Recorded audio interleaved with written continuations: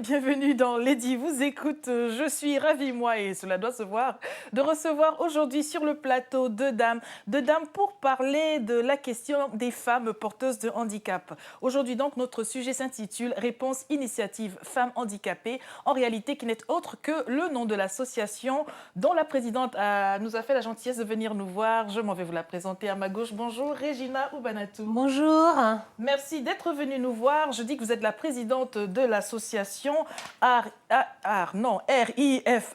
RIFH, mais surtout vous êtes l'auteur de La petite fille qui dansait dans sa tête, un ouvrage dont on va découvrir la première de couverture à l'écran. La petite fille qui dansait dans sa tête aux éditions L'Archipel, paru donc en 2010. Et excusez du peu, la préface n'est d'autre que de Monsieur Bernard Kouchner en personne.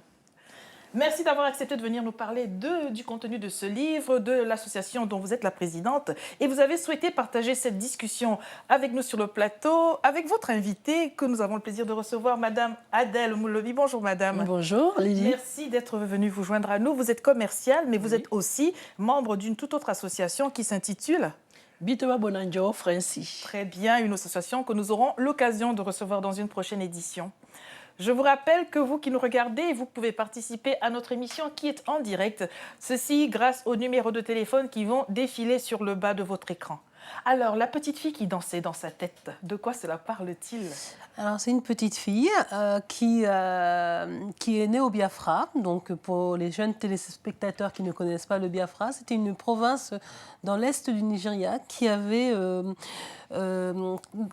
réclamé son indépendance et à partir duquel il y a eu une guerre civile de sécession et une énorme famine entre 67 et 1970. Donc je fais partie de ce peuple qui a été, on va dire, malmené, avec un génocide aussi, mais j'ai eu la chance, effectivement, de pouvoir être évacuée au moment des événements du Biafra vers le Gabon pour être soignée. Parce que on a découvert, mais après coup, que j'avais des séquelles de polio, ce qui n'était pas évident au début, puisque tous les enfants qui traînaient dans la rue ou qui étaient au bord de la route étaient victimes avant tout de famine. Voilà. Et donc, je pars au Gabon dans des conditions d'urgence pour rejoindre les camps qui étaient mis en place par des organisations humanitaires telles que Caritas. Et pendant 1 an et demi, je vais rester dans ce camp. Je serai la seule enfant handicapée et je vais bénéficier évidemment de soins et de privilèges. Voilà. Donc, mais le suspense est qu'on ne sait pas d'où je viens puisque j'arrive sans identité, avec les événements qui ont causé effectivement des pertes en termes de papiers administratifs et autres. Et à la fin de la guerre, dans l'urgence, on préfère que je sois envoyée en France. Donc j'arrive en France en 1970. Donc ça fait 40 ans maintenant. 40 ans. Bientôt 40 ans. Je vous proposer de ne pas dévoiler la fin du film. Ceci pour donner l'envie à nos amis téléspectateurs de faire acquisition de cet ouvrage, La petite fille qui dansait dans sa tête. Un ouvrage donc autobiographique qui parle de vous, de cette histoire de la guerre du Biafra et aussi de la question du handicap. Exactement. Alors, je vous donne la parole à vous, Adèle Moulobi. Vous connaissez Regina depuis un certain nombre de temps et vous connaissez aussi, à travers l'association qui est la sienne, ce qu'elle propose au public, au grand public, j'ai envie de dire, tant pour les personnes porteuses de handicap que pour les personnes qui n'en sont pas porteuses. Tout à fait. Donc, effectivement, j'ai eu la chance de connaître Regina par hasard.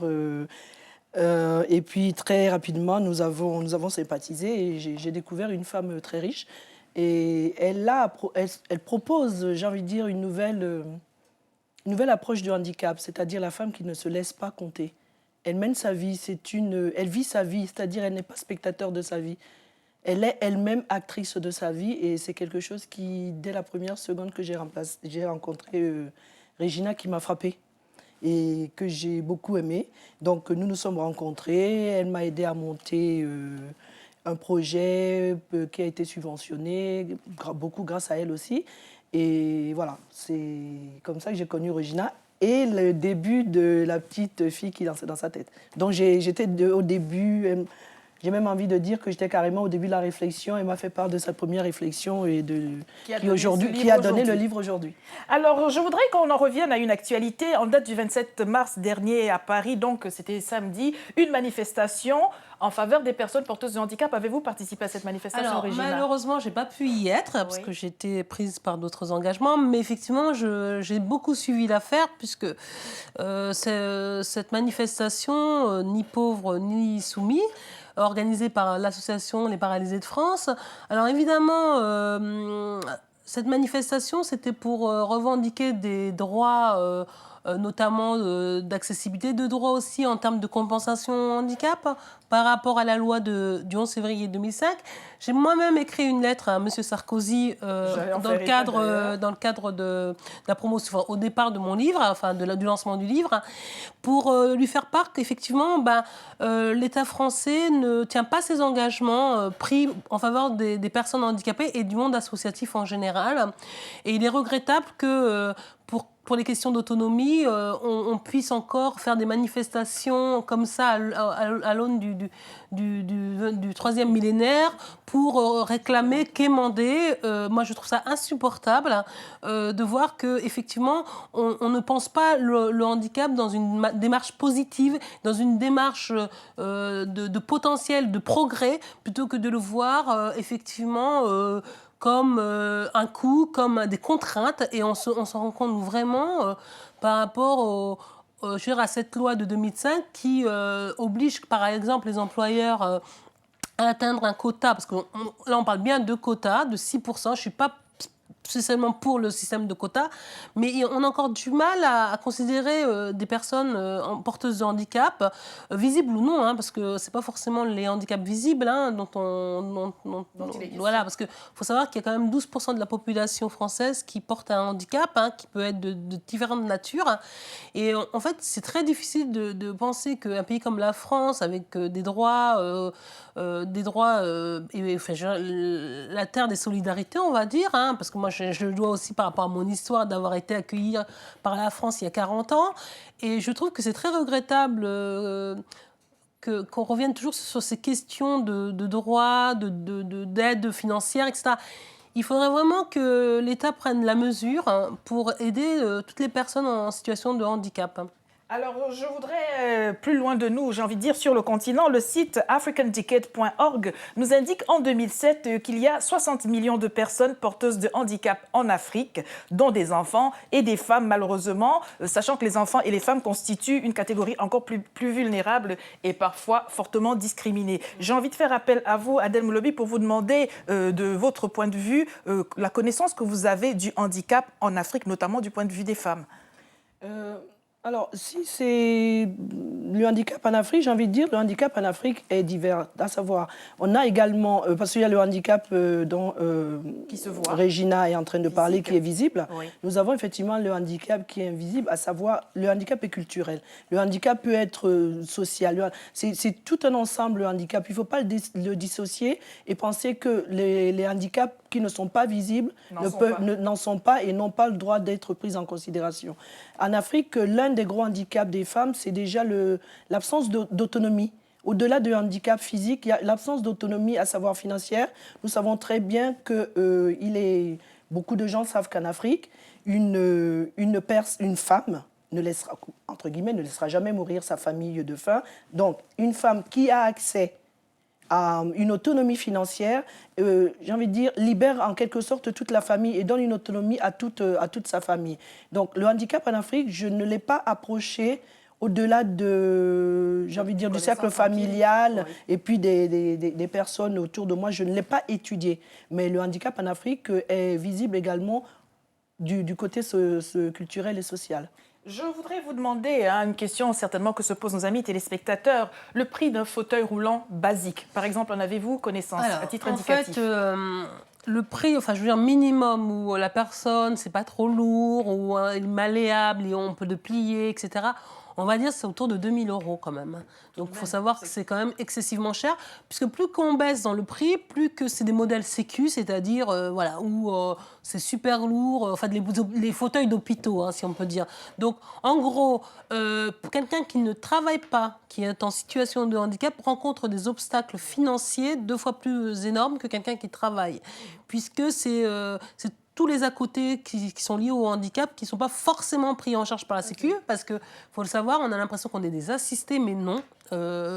Beaucoup d'aides, beaucoup de choses ne sont pas prises en charge par la sécurité sociale. Et ça aussi, c'est quelque chose sur lequel on pourrait revenir, parce que tout ce qui est prothèse, fauteuil roulant, tu as des forfaits Sécu. Donc évidemment, ça suppose des demandes financières énormes pour des publics qui ne travaillent pas. Et même quand elles travaillent, ce n'est pas forcément aisé, parce que des fois, les mutuelles ne couvrent pas ou autre, quoi. Là, dans les pays où il y a des mutuelles, j'ai envie... Alors, vous nous avez dit que vous avez adressé un courrier au président Sarkozy. Vous nous direz tout à l'heure s'il vous a répondu.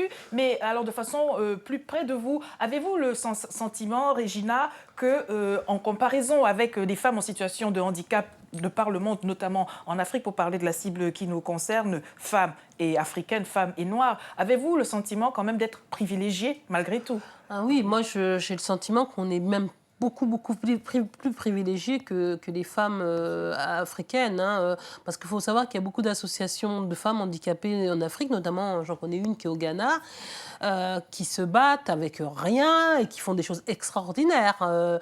L'association, c'est représenté par la Fédération des aveugles du Ghana, et je pense que Grace, si elle m'entend, elle saura que je partage complètement son combat. Mais il y en a d'autres. Hein. Je pense dans beaucoup de pays. Moi, quand j'avais été aux États-Unis pour des échanges internationaux, en 80, voilà, j'avais rencontré des femmes de Tanzanie, de Malawi, du Kenya. Enfin, j'ai été absolument surprise déjà, donc il y a plus de 10 ans, de toutes ces associations, ces myriades d'associations qui étaient mises en place et qui fonctionnaient bien. Parce que finalement, on se rend compte qu'il faut d'abord compter sur soi-même avant de compter sur les autres. Et que des fois, moi je prends des associations africaines, elles avaient déplacé des montagnes avec rien. C'est-à-dire qu'elles se battaient sur tous les fronts parce qu'elles n'avaient rien, elles n'avaient que leur dynamisme et leur volonté. Et c'est ça qui est important. Notre thème aujourd'hui, c'est Réponse Initiative Femmes Handicapées. Je le disais précédemment, c'est aussi l'intitulé de l'association dont Régina Oubanatou, qui nous rend visite, est présidente. Elle est aussi donc auteure du livre La petite fille qui dansait dans sa tête aux éditions L'Archipel, avec encore une fois la préface du ministre Bernard Kouchner. Vous nous direz tout à l'heure comment il se trouve que c'est lui qui en fait la préface. Je voudrais, quant à vous, Adèle, vous donner la parole sur la question de la situation des femmes au sens large. Vous avez à juste titre décrit le fait que les femmes, avec ou sans moyens, ma foi, il faut faire face. Il faut attacher le pagne et se jeter dans la mêlée. Que l'on soit porteuse de handicap, que l'on ne soit pas porteuse de handicap, qu'on ait les moyens ou qu'on n'ait pas les ressources, il faut de toute façon apporter une solution. Est-ce que vous pensez que nos sociétés, alors pas de stigmatisation lorsque vous nous appelez, ce n'est qu'une question, est-ce que vous pensez que nos sociétés prennent en compte la situation des femmes porteuses de handicap en disant franchement, il ne faut pas trop attendre de ces dames-là? Alors, j'espère que je ne vais pas le faire. Je voudrais éviter une levée de bouclier. En fait, si on regarde le problème de la femme porteuse de handicap, j'ai envie de dire qu'elle est universelle. Les problèmes qu'une femme porteuse de handicap, visible ou non, peuvent être exactement les mêmes, aussi bien ici, sur le territoire français, qu'en Afrique, dans les Caraïbes, partout. Pourquoi? Parce que, déjà d'office, la femme est un handicap pour la société. Il faut toujours qu'une femme en fasse plus que les hommes pour arriver à se faire respecter, à se rendre visible. Donc, quand une femme a malheureusement, en plus, le malheur d'être handicapée, elle a encore plus de difficultés. Et c'est pour ça que j'ai envie de... Et j'ai toujours admiré Régina, qui est l'auteur du livre dont on parle aujourd'hui. C'est ce combat qu'elle a toujours eu, de sortir j'ai envie de dire, des cases préfaites pour où on range les personnes selon les handicaps, comme si elles n'étaient plus capables de réflexion, comme si elles n'étaient plus capables, elles n'avaient pas autre chose que leur handicap à vendre. Elles sont intelligentes, elles peuvent, quand on leur en donne les moyens, monter et puis être complètement aussi autonomes. Régina vient de parler du prix d'un fauteuil roulant. Effectivement, à 2 000 €, tout de suite, on est déjà en train d'éliminer une bonne partie de la population. On nous laisse toujours dans comment je dirais ça? On nous laisse toujours dans la position de handicapé, la position de demandeur. On est toujours en train de demander, enfin, une femme est toujours en train de demander, le handicapé ou non. J'ai envie de dire, là, je suis restée généraliste. De toute façon, la femme, on nous positionne toujours, je ne suis pas féministe particulièrement, mais c'est juste un constat. Quoique, on peut se soigner quand on ne l'est pas. Tout à fait. Alors, vous avez dit tout à l'heure que Regina vous a accompagné dans la mise en place de l'association au sein de laquelle vous êtes. Ceci pour dire qu'une personne porteuse de handicap peut non seulement, et Regina en est un exemple, se prendre en charge, mais accompagner des personnes. Et c'est peut-être une approche inattendue. Exactement. Et je voulais vous demander, alors parce que je sais que Regina a fait état dans une interview en radio sur l'approche de la compassion. Vous qui avez cette relation de longue durée avec Regina, quels conseils sauriez-vous donner aux téléspectateurs? Parce que quelquefois, il y a cette maladresse qui fait que quand on est avec une personne en situation de handicap, on ne sait pas très bien comment se comporter. Est-ce qu'il faut se monter prévenant? Est-ce que cette prévenance est de trop ou mal vécue? Que sauriez-vous dire, vous, de cela par expérience? Moi, je dirais tout simplement avoir une prévenance naturelle. Ne pas surfaire. À partir du moment qu'avec une personne, entre guillemets, dite normale, parce que je rappelle quand même en passant qu'au-delà du handicap, les handicapés, ce sont des personnes, tout ce qu'il y a de normal. Donc, si on dépasse le cadre du handicap, j'ai envie de dire, il ne faut pas leur parler comme si c'était des enfants arriérés, attardés, qui ont... Non, on peut leur donner un coup de main quand ils nous le demandent, ce qui est tout à fait naturel. On tend la main aussi bien à une personne qui n'a pas de handicap. Oui. Je ne vois pas pourquoi, quand on tend la main à une personne handicapée, on doit être complètement obséquieux. Non, ça devient blessant. Moi, Regina m'a tendu la main pour obtenir la subvention pour notre association. Et vous voyez donc, la réciproque est tout à fait possible. Et elle n'avait pas du tout une attitude déférente à mon égard. Quoique. Alors, vous avez donc conçu cette association. Vous veniez de l'indiquer au lendemain de votre retour des États-Unis, une rencontre internationale. Vous avez vu des femmes en situation de handicap se prendre en charge et se constituer en réseau. Et à l'issue de cela, en 1996, donc, vous fondez votre association. Je voudrais vous demander de nous parler de l'objectif qui concerne surtout les femmes et notamment les femmes migrantes. Alors, en fait, l'objectif, c'est d'abord permettre aux femmes de les soutenir dans leurs initiatives. Donc, ça veut dire partir du fait qu'elles ont un projet ou qu'elles sont en demande, de mobilisation intérieure, peu importe le handicap, visible ou non, encore une fois, parce que, par exemple, dans notre association, on a des femmes qui ont eu des cancers, qui se considèrent à un moment de leur vie handicapées par rapport au regard que porte la société. Donc voilà, et qui ont quelque chose à dire et qui ont besoin d'être entre elles parce qu'il y a cet effet, ce qu'on appelle d'émulation, l'entraide entre pairs, ou entre sœurs si on veut dire, et qui fait que on peut parler parce que en face de nous, on a des personnes qui ont une écoute, mais qui ont surtout un vécu similaire. Oui. Et donc, de fait de ce vécu, il y a un échange possible et il y a le sentiment qu'on peut peut-être dépasser nos handicaps parce qu'il y a une force qui émerge donc de cet échange. Et donc, évidemment, moi, quand j'ai vu toutes ces femmes africaines aux États-Unis se prendre en main et qui n'ont attendu de l'aide de personne, et surtout pas de l'État, d'accord? Puisqu'en fait, on est là en train de se poser que fait l'État. Non, aidez-vous vous-même, aidons-nous nous-mêmes, déjà, prenons-nous en charge et voyons après ce que l'État ou les structures peuvent nous apporter en complément. Mais je pense qu'il faut partir de son potentiel, de ses capacités pour pouvoir se dépasser. Je vous rappelle que vous pouvez participer à cette émission en nous appelant au numéro de téléphone qui s'affiche sur le bas de votre écran pour nous partager avec nous l'expérience qui est la vôtre, soit du handicap ou de la discrimination, malheureusement, que cela peut induire, et c'est peut-être là le problème. Vous luttez contre cette discrimination et vous avez fait état dans les objectifs de votre association du fait que le handicap et le fait d'être femme issue de l'immigration dans un pays européen être un cumul de handicap. En fait, c'est un cumul pour certaines personnes, on va dire, de discrimination. Moi, je vois ça comme une chance, comme une possibilité de faire réfléchir les gens sur leur parcours aussi.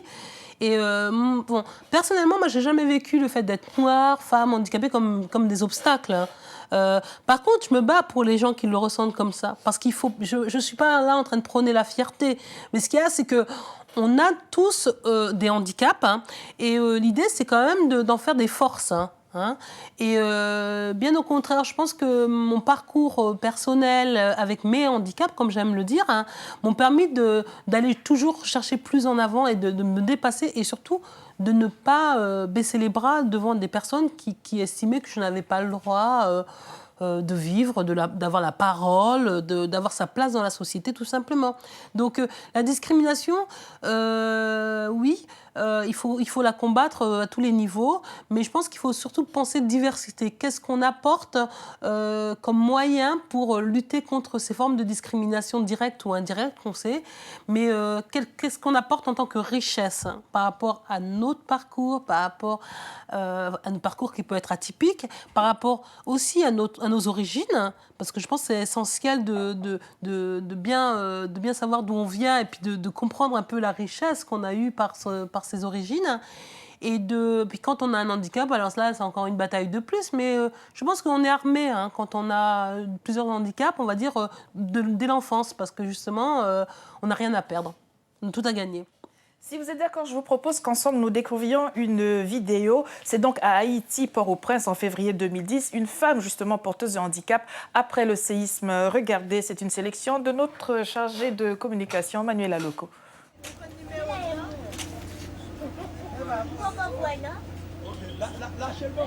Donc le premier lever est dur pour différentes raisons, c'est-à-dire qu'ils sont déjà allongés depuis pas mal de jours.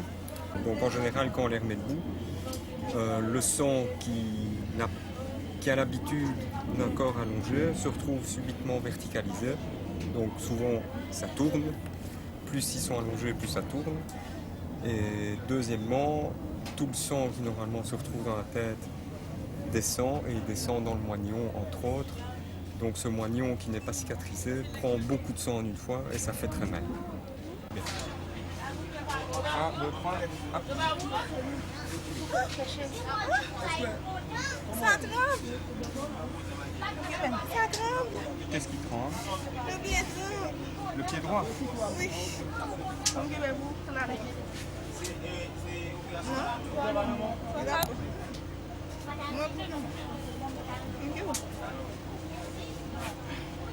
Il ne faut pas le mettre trop loin, vous allez tomber en arrière.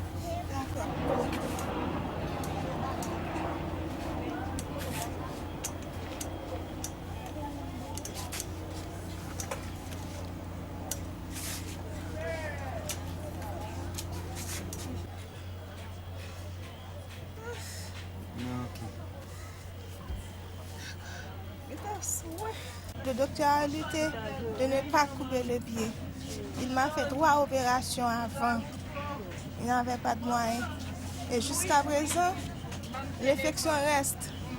Parce que j'avais 2 jours après le pansement, ça avait toujours l'odeur. C'est pourquoi hier, je suis obligée de refaire le pansement. L'infection existe toujours dans la jambe. Il m'avait dit qu'il m'a amputé le pied, c'était juste pour sauver ma vie. Bon, j'ai envie de penser, mais maintenant il n'y a rien qui me reste. La maison s'est écrasée, tout s'est perdu. Bon, ça a déjà passé. Mais je me demandais avec quoi je vais recommencer ma vie. J'ai 5 enfants. 5 enfants. Oui, ils sont tous en vie. Je me demandais avec quoi je vais recommencer ma vie. Des images Internet, donc une sélection de Manuela Loco. Que cela suscite-t-il chez vous, Madame Lobi, ces images que vous venez de voir en Haïti? C'est douloureux de voir cette dame qui souffre et en même temps, c'est porteur d'espoir parce que elle ne me donne pas l'impression, je ne connais pas, j'ai pas vu ces images avant, donc je ne connais pas bien la suite. Elle ne me donne pas l'impression de quelqu'un qui va se résigner. Bon, sur le coup, elle dit « Qu'est-ce que je vais faire de ma vie ?» Elle est dans l'instant présent. Mais quand on la regarde, elle ne me donne pas l'impression de quelqu'un qui va attendre... donc demain, elle aura une béquille pour se déplacer et qui attendra que les subventions tombent. Elle a signalé qu'elle avait 5 enfants. Et je pense que justement, la force des femmes, c'est ça. La force d'une femme, c'est de pouvoir toujours rebondir. On est comme des boxeurs, au début, on est sonné.